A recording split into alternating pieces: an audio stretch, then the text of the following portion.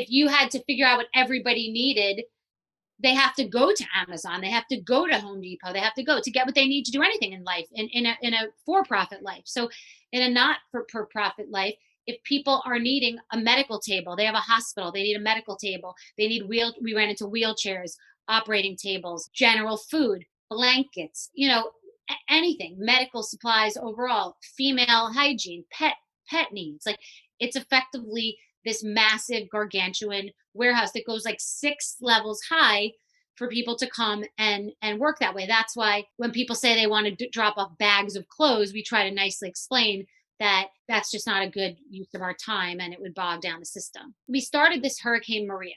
What happened was we had planes going, because of the Jones Act, going in and out of Puerto Rico. So we chartered more than 53 planes going in and out. Once we were able to move in the water, we had cruise ships and barges and other ways to get aid in. But we started with this plane mission, and people would start reaching out to us saying, I am in Ohio, I have 15,000 pounds of aid. And then I'd see another person in another area in the country. And I started to tweet about this and say, if you want to get your aid to our warehouse, our hub in Florida, we'll get it there, because people raise money and aid with no plan. And I mean, famous people, big orgs, no plan. So we were amassing the nation's aid and we were distributors. And then we would make sure that it would get distributed once it got there. And we had our forklifts and our trucks and our people on the other side and our mayors and our churches, etc. So we know how to do this. So now what we did is we have a warehouse in Florida still that looks like a Whole Food size. And we took 2 massive warehouses, one in Hungary and one in Poland. And we work with these fulfillment centers. So different big groups and massive companies that want to donate aid, we coordinate the logistics. So we can, there's really no amount of aid that we can't absorb now. And it's effectively merchandised within these massive warehouses. So churches and schools and orgs can come in their trucks and pick up specifically what they need. That's what makes it so different. That's what makes it so massive.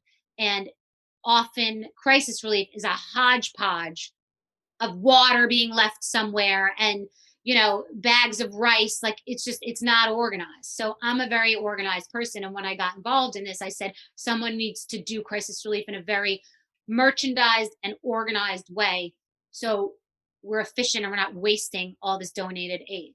To relocate a family means it's like we're like a relief concierge.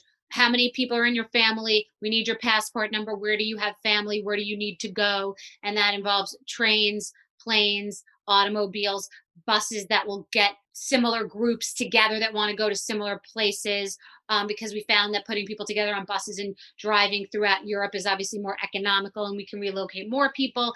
In some situations, it's accessing apartment buildings. I mean, it's a very specific yet volume business of refugee relocation that really involves just connecting with people, giving them some freedom and dignity, and figuring out what they need, and then moving them out. And then also we are, with our partner Aerial Recovery Group, extracting people out, which is obviously dangerous, and it involves orphans in many cases and having to make difficult choices about who's being extracted. So that's another part. So Bstrong 100% goes to the effort.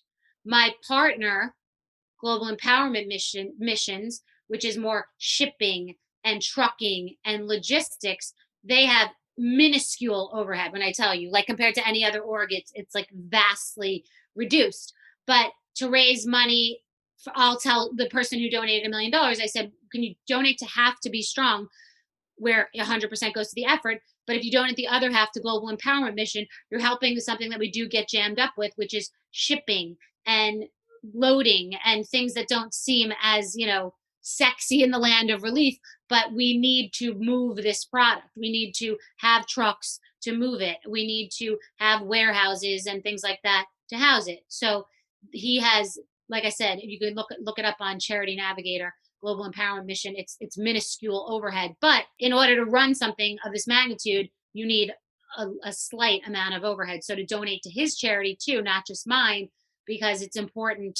Well, we need money, which is Bethenny.com/Bstrong, but to keep raising awareness, because when you raise awareness, that's when the large brands come to us and say, we're going to donate aid. I mean, a friend of mine last week said, "Oh, I have $400,000 in hand sanitizer." Another friend said, "I have $400,000 in wipes." Like literally, because these are people that I know that are in various businesses that I don't even understand.